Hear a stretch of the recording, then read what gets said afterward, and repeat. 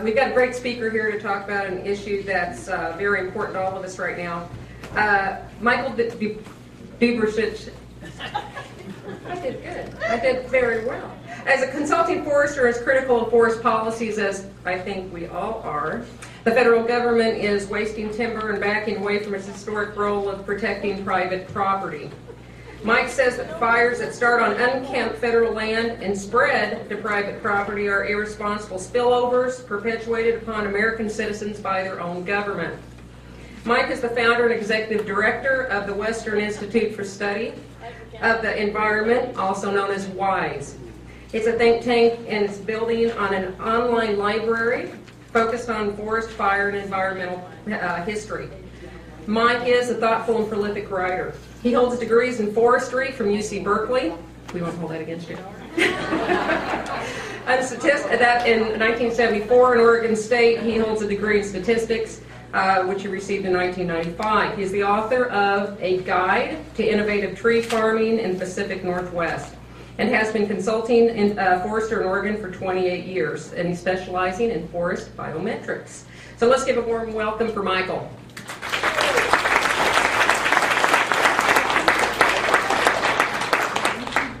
Thank you, Dorothy. I'd like to thank Vicki and Diane, too.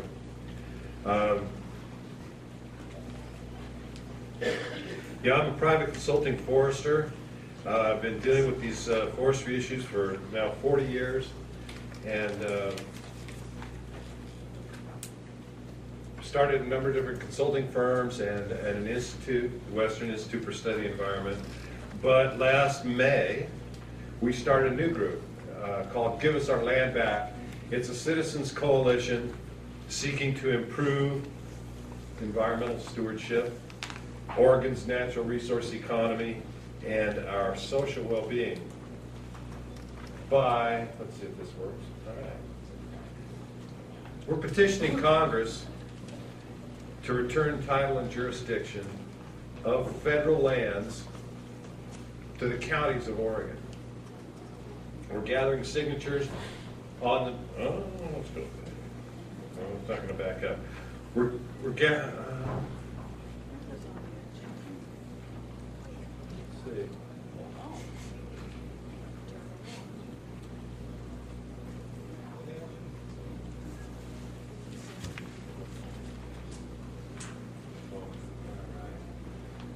Yeah, federal land.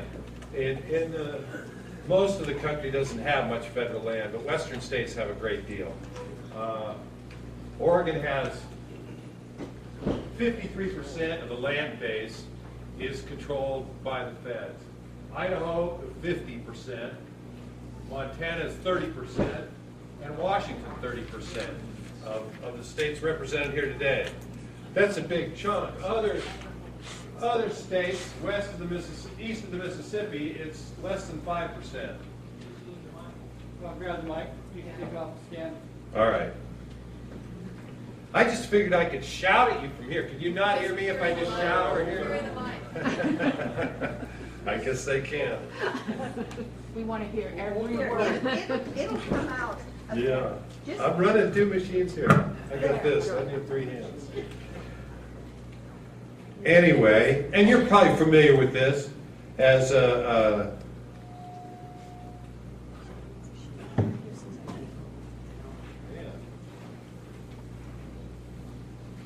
you're probably familiar with this map. It's on the internet, and it'll show you the percentage in your state of federal lands. And it's fairly accurate. We're gathering signatures on a petition to return these lands to the states, and specifically to the counties within the states. And we're started this in Oregon, but we're also working with people in Utah, Arizona, Nevada, Montana, and hope to develop the same, and New Mexico, and develop similar efforts in Idaho and Washington. We're working with a group called the American Lands Council, and which started in Utah and is got the same goals. We have a website called giveusourlandback.org. There's a screenshot. We're gathering signatures on the petition there. There's a petition. You can read it on the site at giveusOurlandback.org. What we seek is a peaceful transition, a legal transition of title, with the support and consent of our sister states, because it's to the advantage of all states that Western states be made whole and responsible for their own lands. The land, indeed, belongs to the states rightfully by the U.S. Constitution. In Article 1, Section 8, Article 1 of the U.S. Constitution, the founding states, the original states, didn't want the federal government to own land, own any part of them. I mean, they just kind of left a system where the king owned their land. Okay, yeah, I'm just going to try and turn it down. All right. What about there? See, I could probably be heard without the microphone, I think. No, you can't use Don't argue with Dorothy. Yes, ma'am.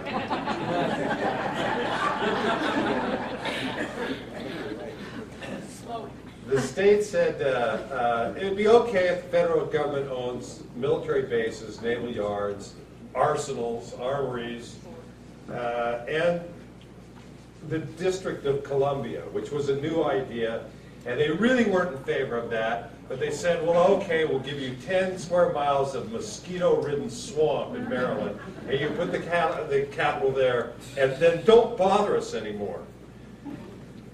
Also, when Oregon was admitted to the Union, the federal government agreed. It was a territory. They had control over all the land, and the federal government, and everybody said, and this is true of other states as well, that the federal government would dispose of the land, which doesn't mean throw it away. They meant pass it on to other purchasers. They said dispose of the soil to bona fide purchasers thereof, and that's written into the Act of Admission of Oregon, and I believe it's written in similar language in the Act of Admission of all Western states. The intent at the time was that the federal government would not maintain ownership of the land, but rather would sell it to pay the debts of the federal government, which they didn't do. They did a little bit. They disposed of some to the railroads. They disposed of some to homesteaders. But in 1891, they stopped that homesteading thing. The eastern states said, well, it's too corrupt and people are making too much money, and so we'll just keep the land. And then in 1897, with the Organic Act, they said not only will we keep it, we'll manage it.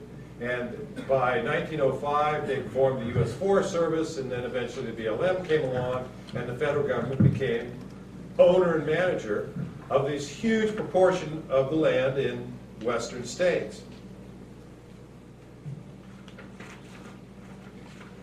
Millions of acres.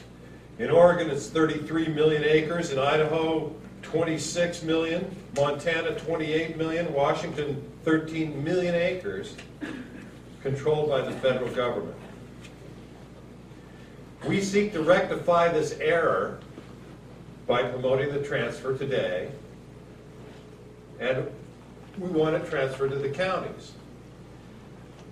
We would like the land to remain publicly owned. We're not a privatization. We're not in favor of privatization. Now, you may be, but Give Us Our Land Back is not. We want the land to remain publicly owned, but by the counties, not the federal government. We want to retain public rights on public land. We want to be able to hike, camp, hunt, and fish. We don't want locked gates on that land. We have a lot of multinational land ownership in Oregon, and they lock the gates. And you can't go on their private property, which is reasonable. I lock my gate. I don't want you on my private property unless I've invited you. That's private property rights, and that's important. But we think there's a place also for public property rights, which date back historically to the Magna Carta. When the French invaded England, took over, the French king started acquiring all the land, declaring title to it. They the peasants couldn't go out anymore, and they had Robin Hood and Sherwood Forest and all this. Eventually they got together and rounded up the king in a battle on the fields of Runnymede and put a sword to his throat and said, sign this charter. And this passed certain rights to the people. This is where the word forest comes from. And one of these charters, there was a Magna Carta, was a major one. A minor one was called the Charter of Henry III. And it says the public has certain rights on public land. This is the foundation of our English common law system, and we want to maintain that because we also want to have rights on our public land. We support stewardship, though, at a local level. We'd better improve the environment and the local economy, create wealth and jobs, enhance public health and safety through local knowledge. Local people know the land better than anybody else. We know where those roads are. We know our history. We are more concerned about what happens in our watersheds than people who live thousands of miles away. And for one reason is that we feel the effects or the consequences of what happens on that land directly. Absentee ownership, on the other hand, by the federal government has failed miserably. One example of that in Oregon, also in Washington and Northern California, is a spotted owl, which I'm sure you've heard of. Spotted owl was declared an endangered species in, I believe, 1990. This led to something called the Northwest Forest Plan, a timber summit put on by Bill Clinton, who was elected by Weyerhaeuser. Weyerhaeuser, you may not know this, is the largest landowner in Arkansas, and Bill was kind of their puppet, and they told him, Bill, shut down the federal land. We don't really want the competition, but leave us alone. And by God, within months of being elected, that's exactly what he did. He had a summit. The previous summits were with Khrushchev, but this was a domestic summit, the first one. Weyerhaeuser sat at the head table and said, and they came up with this notion, the spotted owls, and says we have to shut down all human use of the land in order to save this endangered species. So for 20 years, we've had some 24 million acres have been set aside, no touch, to save the spotted owl. And it hasn't worked. I don't know how many people know this, but the spotted owl has been declining about 3% a year during all this time. It's after 20 years times 3% is 60%. It's actually about 66%. The spotted owl population has declined in the world by 2/3. Loggers have been eating them. Yeah, you wish. Yes, sir. I'm going to let's go into this, exactly what's happening with this. The animal is dying off. Whatever the federal government did, it didn't work. They've been running an experiment on us, and it's failed. It's failed to protect the owl, it's failed to protect the habitat, it's failed to protect the economy, all of which they agreed to do in this original thing. For whatever reason, it failed. It's a dud. Swing and a miss, strike three.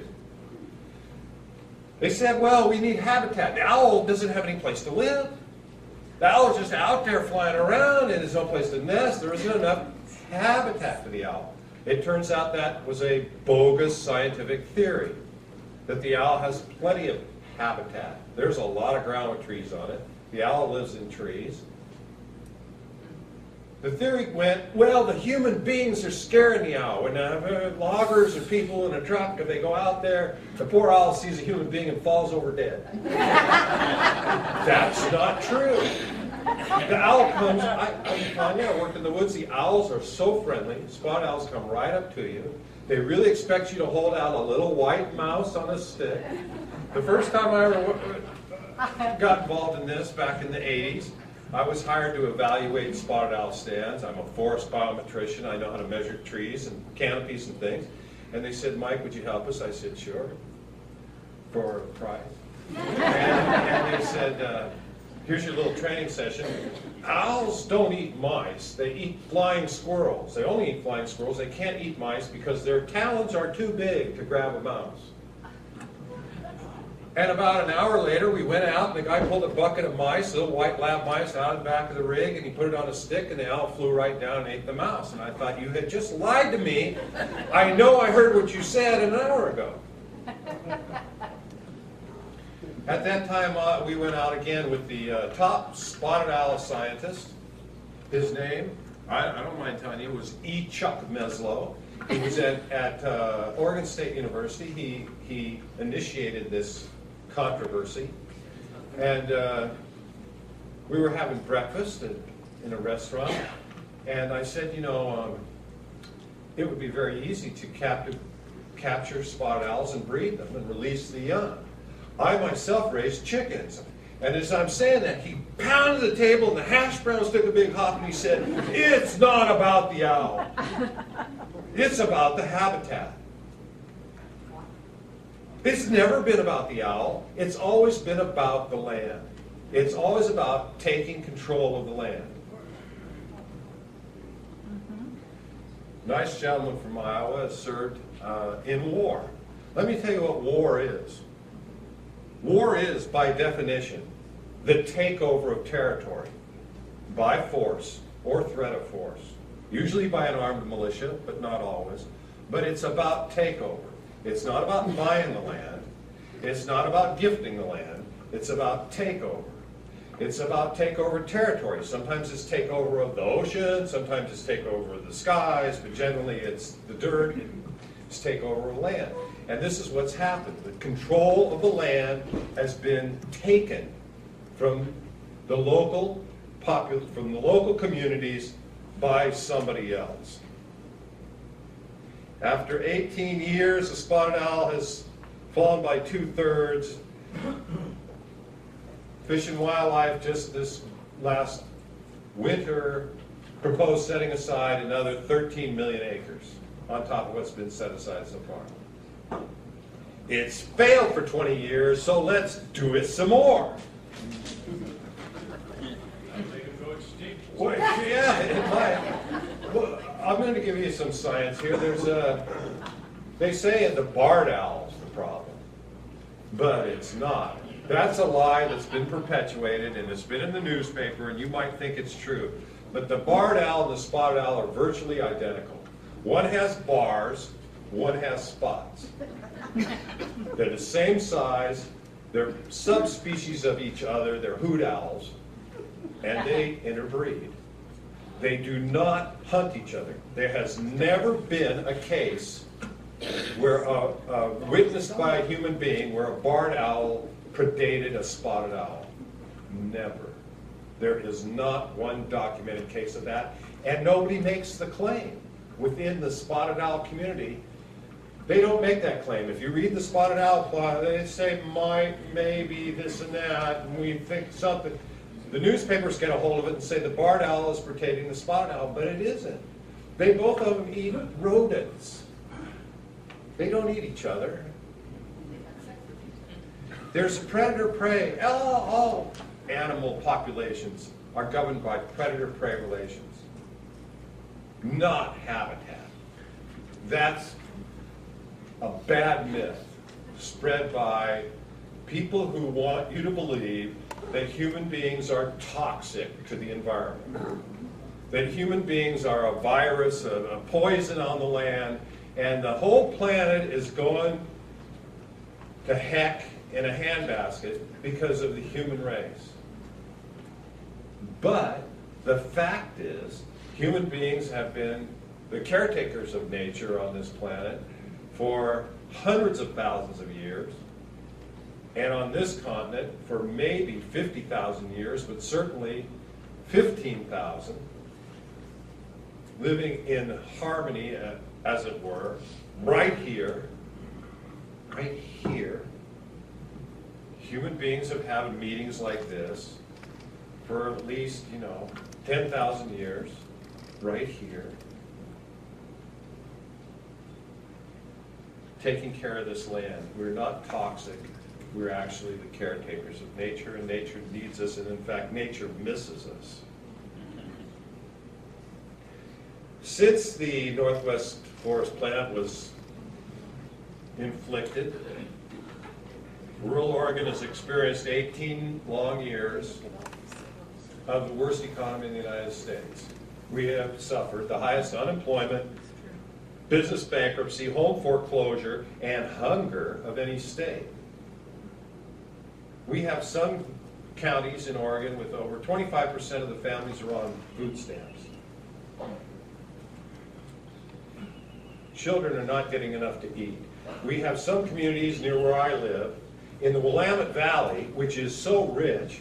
We had an amazing garden this year. There's farms all around. We have schools there where 80% of the students are on federal free lunch because their families qualify. The children are hungry. This isn't Biafra. This isn't, Africa someplace. This is right here in Oregon, in Washington, in Idaho, in Montana. The children are hungry because of what the federal government has done to us.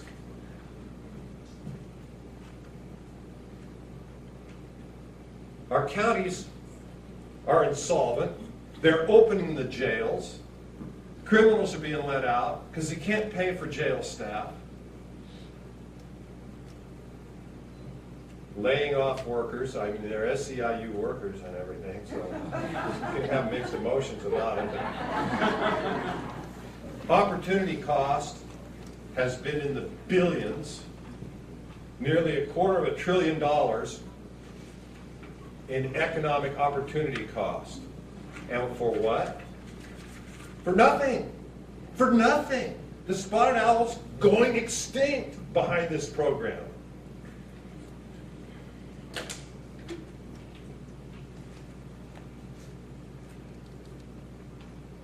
The federal claim of ownership of the public lands has been exerted. It's denied the rights of Oregonians to care for and steward our own watersheds, forests, and rangelands. Fees and duties have been imposed on us for use of our own public lands, establishing an arbitrary government of federal bureaucracies without the consent and against the will of the people who live here. Bureaucratic conditions and constraints without basis in logic or science have been imposed on us, often requested by foreign nations, Agenda 21, against the consent and against the will of the people of Oregon. They have erected locked gates, torn out roads, refused entry of the people into our own public lands.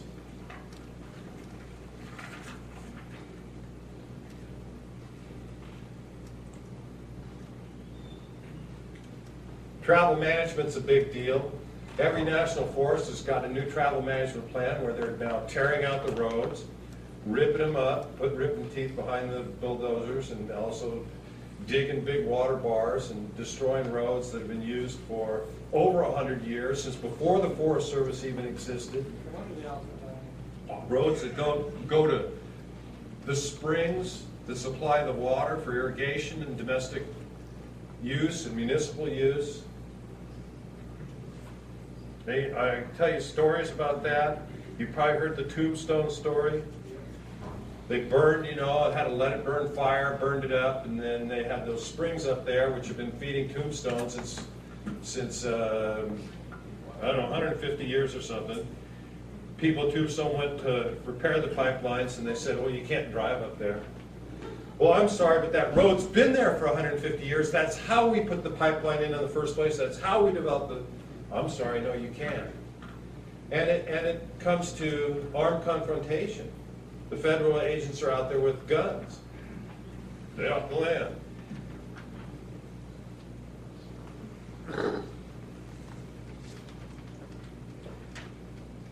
They've incinerated our forests, rangelands, and watersheds in catastrophic mega fires.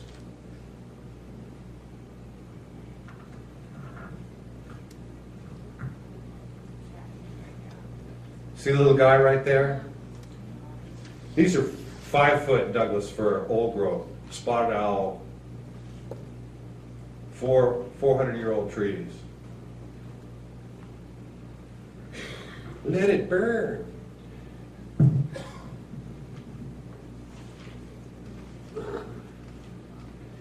allowing fires to rage over millions of acres,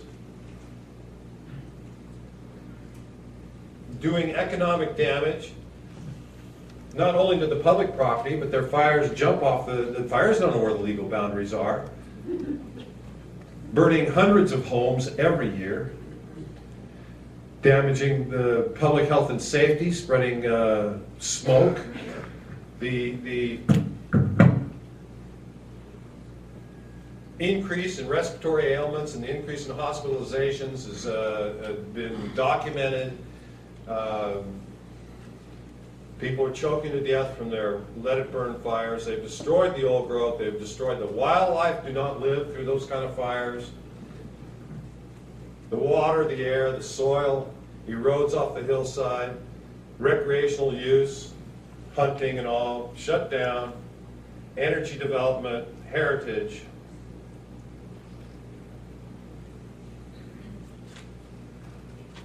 Without the NEPA process, the NEPA, the National Environmental Policy Act, requires federal governments to do an environmental impact statement before they undertake an action which would have significant impact. Letting a fire burn is an action, a deliberate action. They have never done an environmental impact statement for it. They've never held a public hearing. They never asked your opinion, or mine, or anybody else's. They've never gone through any sort of public review. They've violated their own laws in order to destroy America's priceless heritage forests, pollute the air and water, killing spotted owls. You know, in my watershed, they decided they would firebomb it. They had a little fire on the top of the hill. They said, we're going to let it burn. We're going to allow nature to run its course through the wilderness. I submit to you that that is a treatment prescription. They did not follow NEPA. They did not do an environmental impact statement. They just let it burn. And when it didn't get big enough, they flew over with helicopters and dropped incendiary devices, in effect, nitroglycerin ping pong balls that blew up in the air, set the canopy on fire, spreading, flaming grill cream. Glycerin is what's in hair gel or in brake fluid, and it's going about 1,500 degrees Fahrenheit when it explodes. Instant crown fire behind the helicopter with the effect similar to napalm. 10,000 acres, watershed above my house. This really set me off. I've been 20 years dealing with those four people, the federal government, going to the meetings, submitting testimony, trying to deal with them on a professional basis. We're all professionals here, we're adults. And they come and napalm like spotted owl for us. We're going to napalm it in order so nature can run her course. That's how a lot of this got started. I'm not dealing with them anymore. I just want them gone. Sorry.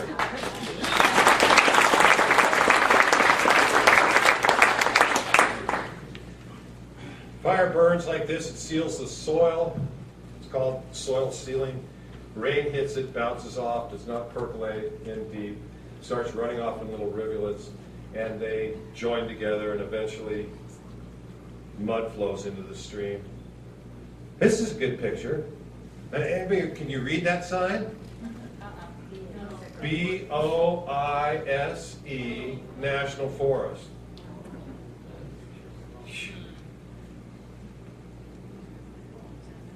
Boise National Forest, I'm not sure. I think it's got something like 60% burned in the last 10 years. The Payette may be even worse.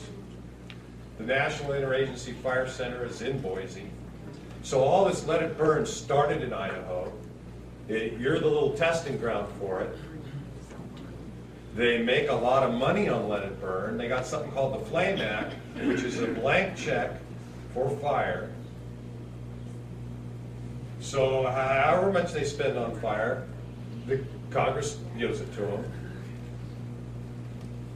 This is how they, get new chainsaws and new trucks and new this and that, and they keep a lot of people working double overtime. Let It Burn is very profitable for certain people.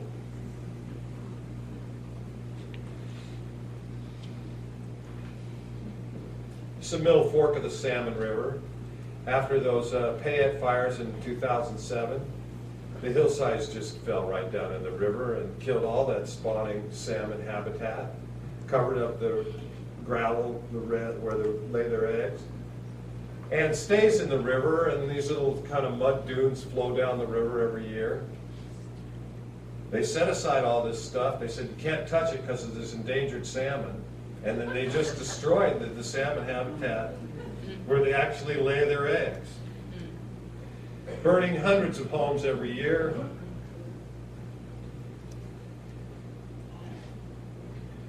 Over the last 11 fire seasons in Oregon,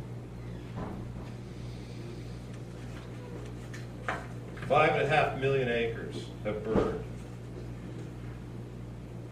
This was up to September 10th. I was just on the internet the other day and they've updated their numbers. They're bigger than this.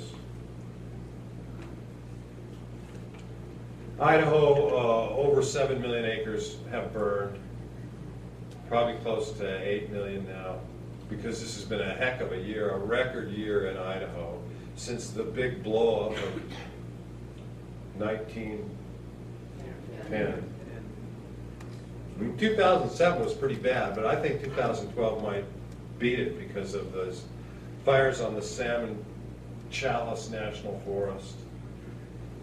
500,000 acres or more on that one forest. The McGuire fire out near Dixie. I'm surprised there's anything left to burn, actually. Montana, 4.7 million acres. Washington's been lucky, only 1.8 million. Every one of those states have had record fires in the last 10 years.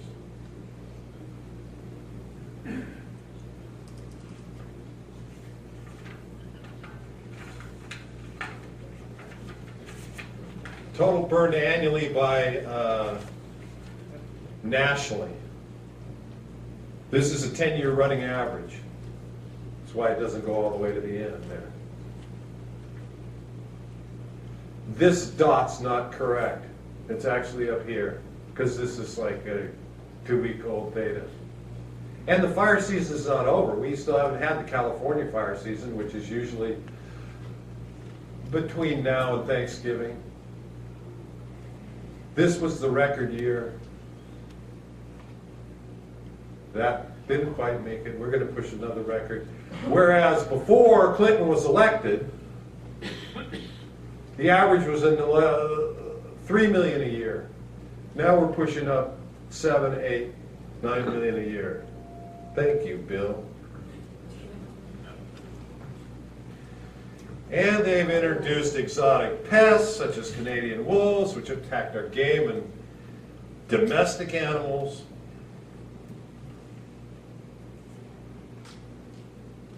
In New Mexico, kids down there in Catron County wait for the school bus in wolf-proof cages. I should have put that picture up here. Because the wolves are known to stalk the schoolyards, the playgrounds. The wolves are there. This is New Mexico. These are habituated predators, which are on the hillside within a couple hundred yards of the school playground. The school teachers go out and have to watch out for wolves. The kids pack, you teach your 12-year-old to wear a sidearm to go out and feed the horses, because you never know when a wolf's going to attack your kid. This is coming now in Montana and Idaho, and then spreading now down to Oregon and Washington.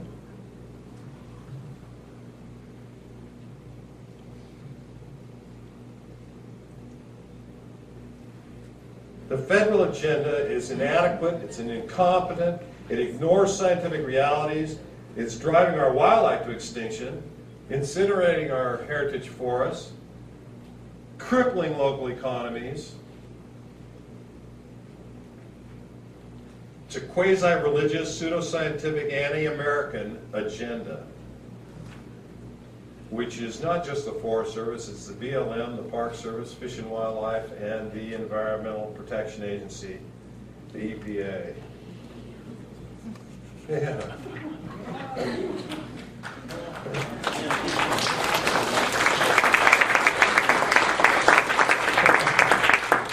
Dog food. This goes over credit.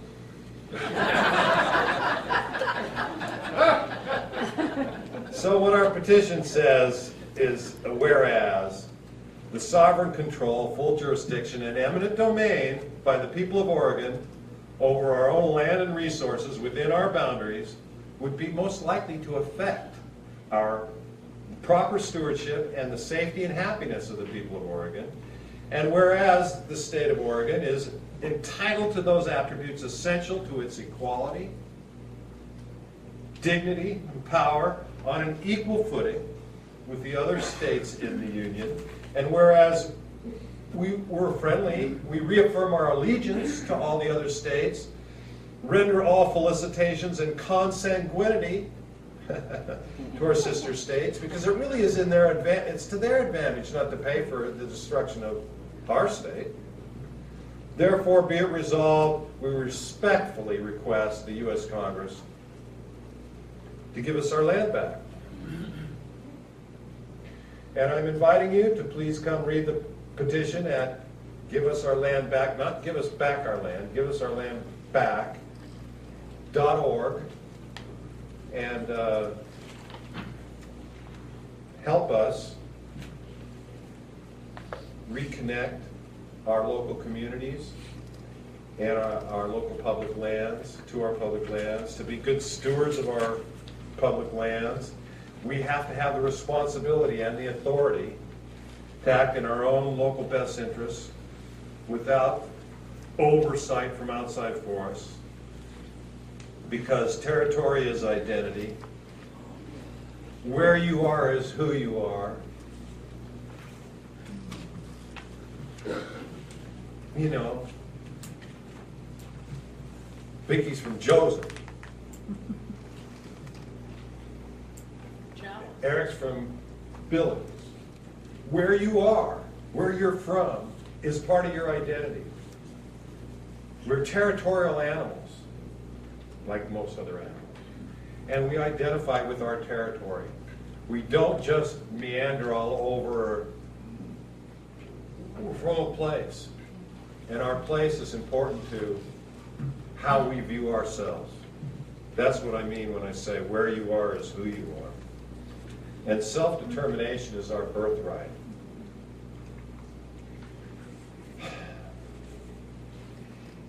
In order to secure our rights, we must assert our rights. They aren't given to us, and they have to be taken. History teaches us this. We're getting wonderful response from counties. We're going around to different counties, asking the county commissions, could you please consider this? Because we want you to be in charge of these lands. The 1 million acres in your county that's now federal, we want you to be in charge of that. Are you ready to take that responsibility? You should have a plan. You should start asserting your goals within that plan.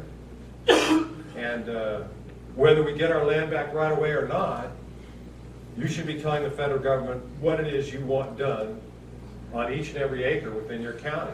And that's got to come from the county governments. And we've been encouraging counties, and we just came from Wallowa County yesterday, and they have signed on the petition. It turns out that they've had this same attitude for at least since 1995, when they passed a county initiative saying that the federal government doesn't have a right to own so much land there.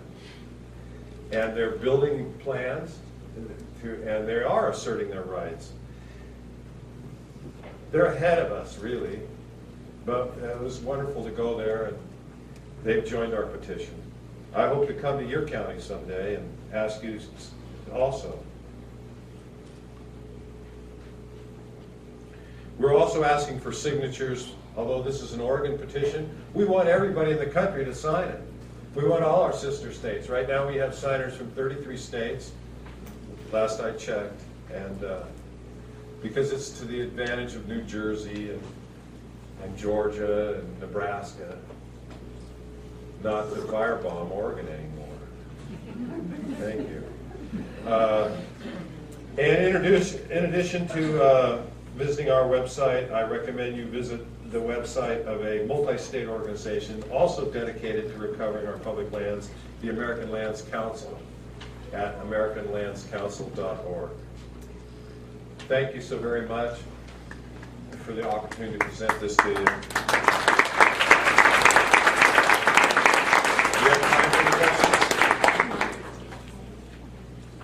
Please. Please. It's not really a question. Okay. Make a statement. Can I make a statement? Please. I just agree with asserting the rights, and we have to fight peaceably. I just want to state that, I don't know if the rest of you are familiar with it, but I just listened to a YouTube in which a former director of intelligence said that when Osama bin Laden was killed, they found documents.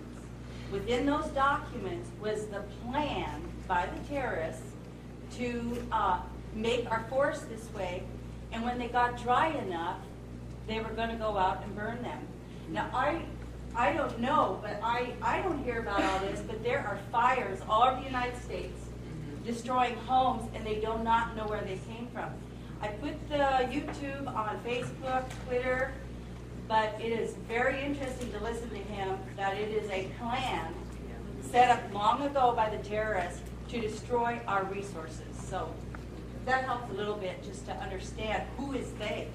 Well, and it can also be a cover-up for the incompetence of the Forest Service and BLM. Right. So, I mean, you know, that I saw that video also, but then I know how our fire started in central Idaho was fire. I mean, we saw the lightning storms coming. Well, I'm not saying all of them. This was terrorist Right. ignited. Yeah. It was. They were local. I mean, Terrorists. Oregon, we grow our own terrorists. We don't even import it from Yeah. Saudi Arabia. We got it right in Eugene. And this was set by, some of them were in federal penitentiary. This is an awful thing. These young girls and stuff go to college and the professor says, come on to our special environmental camp and learn how to be an environmentalist, and they end up getting hooked up with guys that are nuts, and then they end up throwing jugs of gasoline into school buildings like the University of Washington College of Horticulture. Can you imagine your daughter driving up in a van and they've got jugs of let's throw it in the school buildings, you know? And then she ends up in the federal penitentiary, and you go, what happened to my kid? I just sent her to college, and now she's doing 15 to 20 in the big house. It's scary what they're doing to our land, our communities, our own families. Yes, sir. Would you care to comment on the issues surrounding the Biscuit Complex fire in southern Oregon and the waste of resources as the various authorities have denied all access to that area, even on private lands, and the timber that's gone to waste? Biscuit fire was 500,000 acres. It was a return fire. What happens if you burn this stuff, then you actually more dry fuels are left after the fire than existed before. And the fine fuels are gone, but the fine fuels grow back. And these things topple over, and pretty soon you have this jumble of big logs mixed in with the brush. And the Silver Fire, 1987, came out of the Kalmiopsis, burned 100,000 acres. And then in 2002, they had lightning strikes, which they said, oh, well, we're going to let them burn.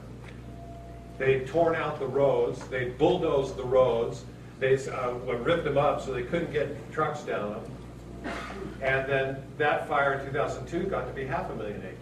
And did, by my calculation, it destroyed at least $5 billion worth of timber. And it's just sitting there rotting, and then it's going to burn again. This kind of periodicity is common. We expect in 2017 there'll be another one, and it'll be now bigger than 500,000 acres. It killed at least 75 pairs of spotted owls. So it was $5 billion worth of timber, but we set all that timber aside for the spotted owls, so it must have killed $5 billion worth of spotted owls. There's 10 billion. This man. Okay. The people who wanted to repair the water line in Tombstone. Yes. It's my understanding that a constitutional sheriff can stand in the way of the federal agents and Yeah, it came to armed confrontation. Thankfully, nobody got shot. And what happened is the Forest Service passed something, they put it in the Federal Register saying that we now have the permission to void our own rules whenever we feel like it. And they said you can go up there, you just can't go up in a car. And you can't actually take any wheeled vehicle like a wheelbarrow. But you could walk up there with a shovel, and we're happy to help you with that. We'll even come out and bring some shovels too. Because you can't make it up. It's crazy. And then, talk about machinery in the wilderness, they fly over the wilderness with helicopters dropping bombs on it. That was okay. But take a wheelbarrow out there, oh no. Okay, real quick, please. Yes, I've heard rumors that, we owe a lot of money to China. We're borrowing money from China all the time. And that they have actually put our federal lands as collateral to the loans from China. Is there any truth in that? No. Our land, that hillside is not collateral to China. And even if it was, what would be the point of destroying it? I mean, no, the Chinese can't have our land. We want our land back, not the Chinese. Forget the Chinese. No, there's no deal with that. The Chinese bought fiat money. Too bad for them. Okay, you guys.